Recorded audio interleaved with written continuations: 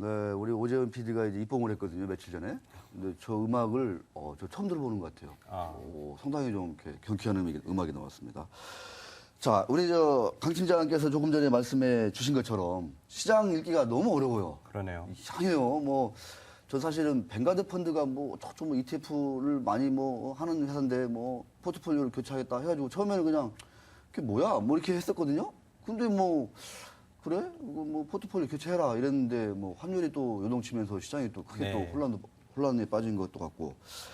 자, 외국인 매도세 심상치 않다 이렇게 판단하고 계신 것 같은데, 자, 난세지략 한 달에 한 번 정도 이렇게 나오셔가지고. 저도. 우리 강 부장은 제가 개인적으로 알기로는 그 아이디어가 가장 좀 이렇게 좋으시다 이렇게 제가 평가를 하거든요. 참 그 아이디어 좀 한 달에 한두 번 정도 나오셔가지고. 아이디어라고는 이제 남하고 딴소리 많이 해서.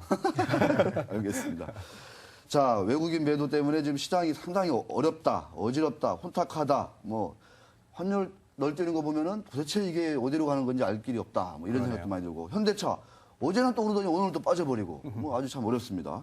자, 우리 강 팀장님, 시장 어떻게 좀 판단하고 계십니까?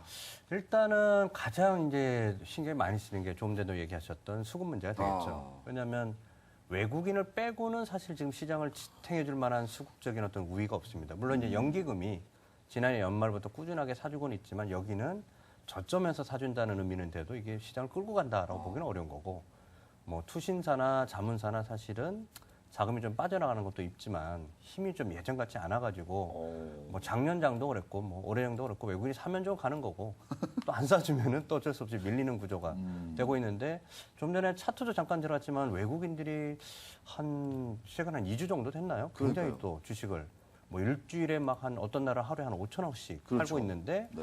사실 두 가지가 같이 겹친 것 같습니다. 이게 뭐냐면 이제 뱅가드도 문제긴 한데 뱅가드는 ETF이기 때문에 그냥 꾸준하게 판다는 거지 그냥 다 때리겠다는 아니거든요. 그러니까 이 사람들이 왜 n분의 1로 파냐면은 시장의 충격을 좀 덜 주려고 매주 조금씩 줄여가지고 7월까지 줄이겠습니다. 이렇게 얘기를 해놓은 건데, 여기에 이제 하나 조금 더 꼬였다라고 할 수 있는 게 이제 작년 연말에 사실 프로그램이 많이 들어왔죠. 그죠. 배당 받으러 그거. 작년에도 사상 최대 들어왔거든요. 7조 넘게 들어왔는데, 저는 1월에도 말하면 이게 1월에 좀 털렸어야 되는데 거의 안 털리고 야. 이제 슬슬 넘어오면서 이게 언제 다 털린다는 얘기냐? 2월 옵션 만기, 3월 둘째 주에 있는 쿼드러플, 또 그때. 3월까지 다 팔아야 되거든요. 그래서 지금 산정되는 게 적어도 한 5조는 팔려야 될 것 같다. 그거 누가 받아요? 예전에는 이게 나오면 외국인이 사줬죠. 이거 이런 프로그램은 기계적인 거니까 싸다 그러면 사면 된다. 이거였는데 외국인이 분명히 살 사람도 있는데 이게 뱅가드가 껴가지고 중립이 돼버린 것 같고, 거기에 프로그램까지 겹쳐버려가지고 사실은 조금 안 좋은 거고, 이게 오늘 끝났으면 좋겠지만은 앞서 말씀드린 대로 프로그램이 적어도 한 2월 옵션 만기나 3월까지 좀 이어질 것 같고, 야. 뱅가드도 아직까지는 초기에 어떤 그런 n분의 1 설정이 조금 더 이어지는 거여서 수급 꼬인 흐름은 앞으로 한두 달은 좀 이어지지 않을까라고 볼 수 있겠습니다. 네.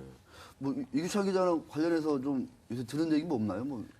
저는 가장 많이 듣는 얘기가 환율 얘기여가지고. 환율? 제가 특히 IT 담당이잖아요. 맞아. 그래서 사실 제가 보는 관점은, 제가 외국인 입장에서 생각을 해보면 한국 그렇게 잘 알겠느냐 보다도 한국을 가장 크게 볼 수 있는 건 우리나라 돈이잖아요. 그러니까 엔화 비싸지고 엔화 지금 가격 폭락하면서 가격 경쟁력에서 요즘에 특히 많이 곡소리 나오고 있거든요. 실제로. 지금 아이패드가 원래 일본에서 사면 좀 더 비싸거나 비슷했는데 지금 당장 환율 떨어지면서 일본에서 아이패드 사오면은 한 8, 9만 원이 남아요. 그래요? 예, 그런 상황이 됐고, 지금 당장 여행 상품, 밤도깨비 제일 좋아하잖아요. 그런 거 한 2, 30만 원대면 일본 여행 갈 수 있고. 그냥 그런 거에서도 바로 느껴지니까요. 그렇죠. 자, 그 환율 참 널뛰기 하고 있거든요. 1,050원 깨진다. 궁극적으로 1,000원도 깨질 거다. 그런데 갑자기 또 19원 튀고 난리가 나오는 모습인데, 참 난세는 분명히 난세인 것 같습니다. 자, 이런 난세에 딱 맞는 지략 어떻게 좀 우리 강 팀장님은 좀 지금 제시하실 건가요? 사실은 이게 지략이라는 게 이제 일단은 이게 언제쯤 끝날 것 같으냐. 그죠? 그것도 한번 계산을 해보셔야 되는데, 이게 단발성인지 한두 달은 또 간다는 건지, 그죠? 이런 부분을 좀 가감을 하셔서 투자 전략을 가져가는 게 좋은 것 같은데, 우리는 사실 오늘이 바닥이고 내일부터 올라갑니다. 이게 사실은 듣기에는 좋으시겠지만은 지금 노출돼 있는 이 좀 불투명한 재료들이 사실은 1, 2주에 끝나기보다는 한두 달 정도 좀 이어질 것 같다. 그리고 좀 전에 이제 IT 얘기를 하셨는데, 이게 환율하고 수급 쪽으로 이게 또 외국인하고 프로그램 매도 나오는 것도 거의 시가총액 상위 종목이다 보니까 그러니까, 예. 또 1, 2, 3위 하시면 또 다 IT 자동차. 환율도 사실은 이분들이 별로 좋은 의미를 못 받는 섹터여서 지략이라고 할 수 있는 거는 일단은 매물 있고 예.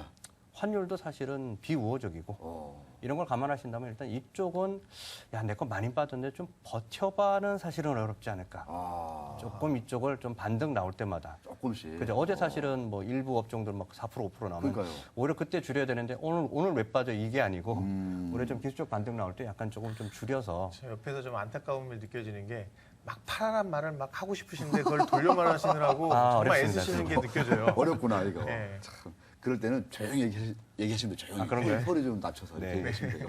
조용히. 참 그런 얘기. 그러면은 그 3월 쿼드러플까지는 환율도 환율고 뱅가드 프로그램 매물도 매물이고 네. 좀 수급적으로 크게 좀 뭐 버팀목이랄까 기대할 게 없다. 수급도 안 좋고 아. 사실은 그러니까 요즘에 이제 해외 고객들하고 좀 얘기를 하면 오. 뭐라 그러냐면 이제 당선인이 이제 대통령 될 때까지 좀 공백기가 그것도 그거야 뭐 그냥 여유고 음. 뭐 그렇게 뭐 시장에 충격을 줄 건 아니다는데 아직까지는 밖에서 보는 시각은 한국은 좀 이머징이고 또 그런 정치적인 공백기가 있는 것도 그렇게 좋아하진 않더라고요. 혹시나 뭐 하는 또 여기다 또 그 지려밟는 북한이 또 실험을 해주시겠다고 똑같이 얘기를 하는 그런 국면에서 이런 약간 정책 공백기죠. 왜냐하면 이게 또 당선인이 이제 대통령이 취임하면은 맞아요. 3월부터 으쌰으쌰 전략들이 나오겠지만 1월달, 2월은 또 정책도 약간 공백. 또 말씀드린 대로 수급도 별로 안 좋고. 그러면 여기에서는 공격적인 포트보다는 약간은 개인 투자자분들은 이제 돌려 말한다 하셨지만 현금을 좀 들고 좀 한번 판단하시는 게 맞지 않을까 생각하고 있습니다. 알겠습니다. 자, 이 난세에 정말 궁금한 게 많으실 텐데 궁금한 거 있으면 저희 게시판에 올려주시면 저희가 우리 강 부장께 연락을 해가지고 한 달에 한두 번씩 꼭 모셔가지고 이 난세를 그냥 거뜬하게 돌파할 그 지략, 현명한 전략들을 많이 좀 저희가 같이 공유해보는 시간을 갖도록 하겠습니다. 강 부장님, 네. 어젠가요, 오늘인가 아주 기가 막힌 리포트가 하나 나와가지고. 기가 막힌 게 아니고 또 이것도 욕을 많이 먹은. 왜 욕을 시장 안 좋은데 왜 규제 자료를 써가지고 피해주를 찾냐 뭐 이런 거에서 수혜주 많은데 왜 너는 규제 주냐 뭐 이래서 분위기 안 좋았습니다. 저희가 이제 우리 PD나 작가님들이 좀 그림도 재미있게 만들어놨던데 그림 좀 보여주면서 이 금융규제 관련한 논의가 지금 많이 있지 않습니까? 그렇죠. 예. 이제 정책부터 한번 보고 그곳에서 우리가 어떤 또 투자 아이디어를 또 어떤 지략을 또 얻어낼 수 있을지 같이 한번 공유해보는 시간을 마련하도록 하겠습니다. 네, 그림부터 한번 보여주시죠. 어떤 좀 말씀해 주시고 싶으세요? 우리 그러니까 사실은 지금 이제 작년에 이제 선거철 그러니까요. 또 이제 당선인이 실제로 이제 대통령을 취임하는 과정. 음. 뭐 시장에서는 수혜주를 얘기를 많이 하지만 그러니까요. 사실 솔직히 말해서 저 ICT라고 불리는 그 부서도 아직 뭐 할지도 정해지지 않았기 없죠, 때문에 지금, 네. 아직은 정책 수혜가 나오는 거는 빨라야 3월, 4월. 지금은 뭐냐? 오히려 이제 작년에 이 선거철 중심으로 해서 규제 내용들이 굉장히 많았었죠. 맞아요. 예. 이런 건 더 규제하겠다, 이런 건 좀 풀어주겠다. 그래서 지금 테이블에 보시는 게 이게 굵직굵직한 것들이죠. 엄청나요. 대기업 순환 출자 어떻게 할 거냐? 토빈세 저게 뭐냐? 이제 외환시장 거래하는데 거기다 세금 확 때릴 거냐, 안 때릴 거냐?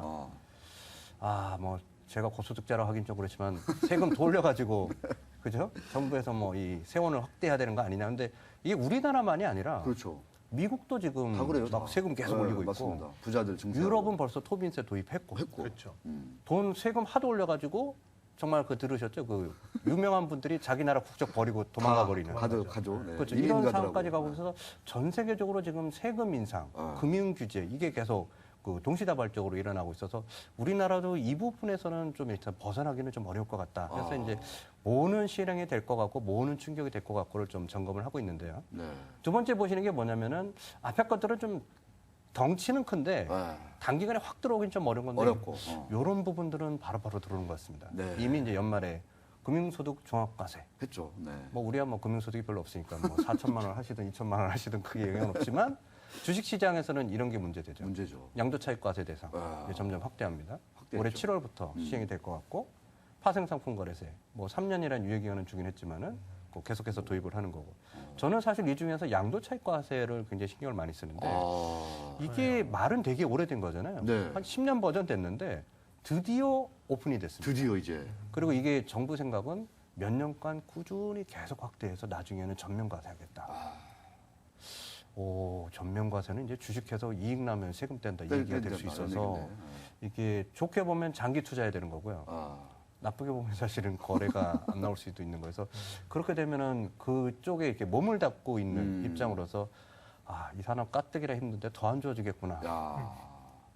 그럼 증권사 수익성 이런 거 어떤 주변 환경 그렇게 썩 우호적이진 않다. 뭐 거래량 거래대금 안 좋은 데다가 세금 계속 때리고 이런 부분들이 더 이제 위축시킬 가능성이 있기 때문에 사실 연말연초 증권주가 괜찮았거든요. 네. 약간 좀 핫 이슈, 그래서 뭐 자본시장 육성법 뭐 이런 얘기 나와서 창투사 증권주 굉장히 좋았는데 자본시장 육성법은 대통령 박지실 때마다 나왔는데 뭐 해준 건 없는 것 같고. 맞아요. 오히려 사실은 참 이게 업계를 해주려면 네. 이게 형평이 맞아야 되거든요. 뭐냐면 이 체제 자체를 미국처럼 가자 음. 이런 거면 거래세가 낮아지면서 차익에 그쵸. 대한 과세 올라가든가 그렇지. 이게 같이 가줘야 돼요. 그런데 일방적으로 이렇게 가게 되면 이건 업계에 대한 말 그대로 위축의 규제, 효과가 나는 거죠. 규제다. 저세금은 저세금대로 받고 요건 또 이 세금을 조금 더 받아야 되기 딱 때문에. 보이면은 거래세는 또 새로 매기잖아요. 자, 이런 상당히 좀 불리한 여건 속에서 자, 우리 또 강 부장님 지략을 또 한번 좀 소개해 주시죠. 뭐 마지막 그림 보니까 피해주, 수해주 이렇게 돼 있는데 자, 한번 설명 한번 들어봐야 될 것 같습니다. 그러니까 지금 전 세계적으로 그리고 국내에서 봤을 때 일단 좀 약간 안 좋을 것 같은 뭐 금융 규제라는 표현인데 사실 수혜주라는 의미는 좀 안 될 것 같고 그러니까요. 아무래도 피해가 좀 될 것 같은데 음. 투자자분들도 아시겠지만 작년에 뭐 최근에도 그렇지만 이 내수주들이 괜찮습니다. 네, 맞아요. 소비 관련주들. 그런데 거기에서 좀 이렇게 백화점 같은 쪽은 피하셔야 될 것 같아요. 그러니까 약간 중저가 소비주는 괜찮을 것 같은데 아, 큰데. 요즘에는 저희도 백화점 안 가잖아요. 맞아요. 그죠? 와이프가 뭐 사달라고 해도 죽어도 못 사주는 거고. 마트 가죠. 마트 가죠. 마트도 요즘은 잘 안 갑니다. 그죠? 소비가 커진다 그래서. 그래서 이게 뭐냐면은 기업이나 고소득자한테 자꾸 세금을 물리면 그 사람들이 쓸 수 있는 그런 여유 공간이 줄어들기 때문에 뭐랄까 좀 이렇게 비싼 브랜드들은 잘 안 팔릴 거다. 그렇게 되면 약간 이제 중저가 소비, 뭐 스파 브랜드라고 하는 뭐 그런 쪽. 그다음에 이제 앞서 말씀드렸지만 제가 몸담고 있는 산업. 제가 이 자료 나갔는데 꼭 이런 자료를 우리가 내야 되는가를 지적을 당했기 때문에 팀킬이라고도 얘기하죠. 제가 그냥 굳이 얘기 안 해도 많은 사람들은 알 텐데 네. 이렇게 또 완곡하게 했잖아요. 불확실성이 확대되는 가능성. 야, 정말 끝내준다. 끝내줘. 참 와. 많이 돌렸습니다. 불확실성이 확대될 수 있는 가능성이 높아지고 있다. 네, 그래서 이게 이제- 어마어마한 얘기예요, 사실은. 저 문구만 30분을 고민하셨군요. 글 쓰는데 얼마 안 걸렸는데. 근데 이 포털 이건 뭐예요? 이제 그나마 그 중에서 이제 수혜지를 한번 찾아봤는데 네. 이제 작년 재작년부터 뭐냐면 이렇게 사람을 많이 고용을 하는 그런 기업들한테는 이제 세액공제를 맞아. 해주고 있어요. 어. 되게 좋은 이거는 그렇죠. 조치죠. 어. 근데 요게 요번에 연장이 됐는데 그 세액공제 대상을 확대를 해줬어요. 기존에는 솔직히 이제 우리가 얘기하는 IT나 자동차 이런 쪽으로 많이 편중이 돼 있었는데 이런 쪽이 좀 확대해줬는데 그 중에서 이제 주식시장에 연동된 업종을 찾아봤더니 포털 관련주들. 포털. 네. 그래서 이쪽은 지금 약간 세금을 덜 내가지고 그쪽에서 이익이 조금 개선될 가능성이 있어 보입니다. 실제로 그런 좀 분위기가 있나요, 유청 기자? 이걸 좀 음모론적으로 얘기하면 NHN이 참 이번에 기여를 많이 했다. 그래서 뭔가 이렇게 이번 시혜가 되지 않을까. 미래창조과학부에서도 그걸 또 음모론적으로. 뭐 나올 때 이제 좀 NHN에 좀 도움되는 게 나오지 않을까 하는데 분할하신다 하셔서. 마침 딱 이런 분석이 나와주니까 분위기도 괜찮고 또 고용 창출이라는 또 그렇죠. 명분도 있으니까 네, 좋잖아요. 네, 괜찮은 것 같아요. 네. 알겠습니다. 저희가 참 그 12월 때 그 아주 훌륭하신 대통령을 뽑아놔가지고 오늘 또 저 김용준 총리 후보자께서 또 이렇게 스스로 또 이렇게 물어가지고 아주 참 훌륭하신 분들이 많은 것 같은데. 이 방송에 불려가겠군요. 아니 뭐 제가 뭐 훌륭하다고 얘기한 거잖아요. 네, 훌륭하신 분들이 참 많습니다. 포털 관련주, 이거 얘기가 되는 것 같아요. 세금이 줄면 이익이 들어가는 측면이 분명히 사람 많이 있으니까. 뽑으면은 세금 그러니까. 덜 내도 된다는데 요번에 이제 새로운 수혜주로 그러니까. 이쪽이 들어가는 것 같습니다. 근데 주가도 많이 빠졌고 타이밍도 나쁘진 않은 거죠. 알겠습니다. 자, 이규찬 기자가 준비한 코너가 또 있기 때문에 뭐 얘기를 그냥 막 하루 종일 하고 싶은데 잠깐 이규찬 기자가 준비한 얘기를 한번 이어가도록 하겠습니다.